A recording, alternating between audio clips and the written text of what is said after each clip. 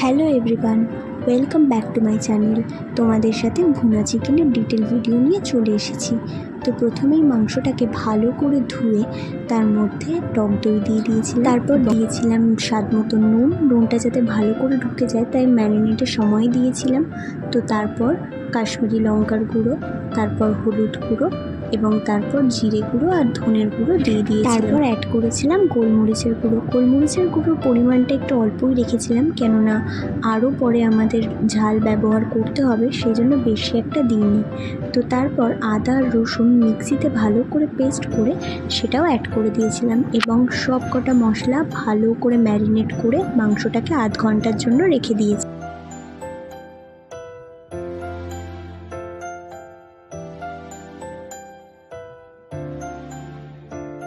তারপর আলাদা করে টমেটো, আদা এবং কাঁচা লঙ্কা বেটে এরম একটা পেস্ট তৈরি করে নিয়েছিলাম।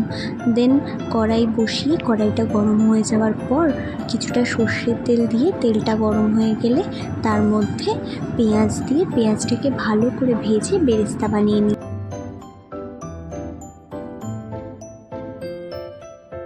বেরেস্তাটা তৈরি করে নেওয়ার পর সেই তেলের মধ্যেই বাকি পেঁয়াজটা দিয়ে দিয়েছিলাম এবং সেটাকে ভালো করে ভেজে নিয়েছিলাম যতক্ষণ না পর্যন্ত গোল্ডেন ব্রাউন হয়ে যায়। পেঁয়াজটা গোল্ডেন ব্রাউন হয়ে গেলে যেই পেস্টটা তৈরি করে রেখেছিলাম সেটা তার মধ্যে অ্যাড করে দিতে হবে এবং ভালো করে মশলাটা কষিয়ে নিতে হবে।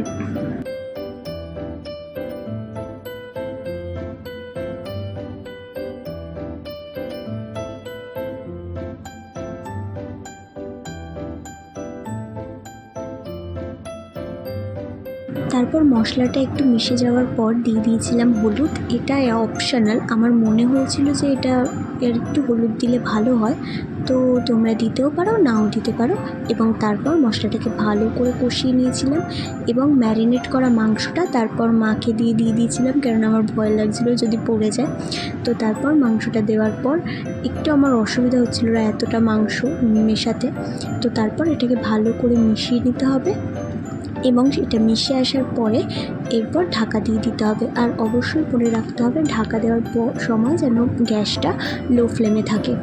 তো তারপর ঢাকাটা খুলে আমি দেখলাম কতটা হয়েছে মাংসটা। তারপর আবার একটু ঢাকা দিয়ে রেখেছিলাম কিছুক্ষণ। তো তারপর দেখলাম মাংসটা ফুটতে শুরু করে দিয়েছে এবং অনেকটা সেদ্ধ হয়ে এসেছে।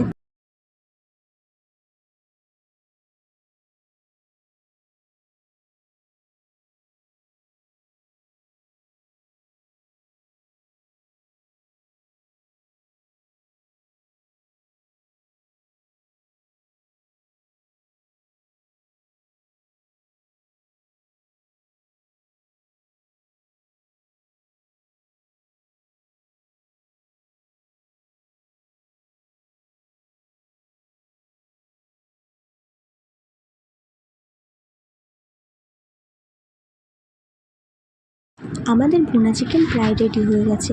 এরপর আমি অ্যাড করে দেবো যে বেরেস্তাটা ভেজে রেখেছিলাম সেটা এবং কিছুটা ধনেপাতা কুচি আর 1 চামচ পরিমাণে গরম মশলা গুঁড়ো। এই সব কটা ইনগ্রেডিয়েন্টস একটু মেশানোর পর ভুনা চিকেন একদম রেডি হয়ে যাবে। তোমরা এটা সার্ভ করতে পারো ভাতের সাথে কিংবা রুটি বা পরোটার সাথে, যে কোনো কিছুর সাথে এটা কিন্তু দারুণ লাগবে। তো তোমাদের কেমন লাগলো ভিডিওটা অবশ্যই জানিও। আর বাই, দেখা হচ্ছে নেক্সট ভিডিওতে।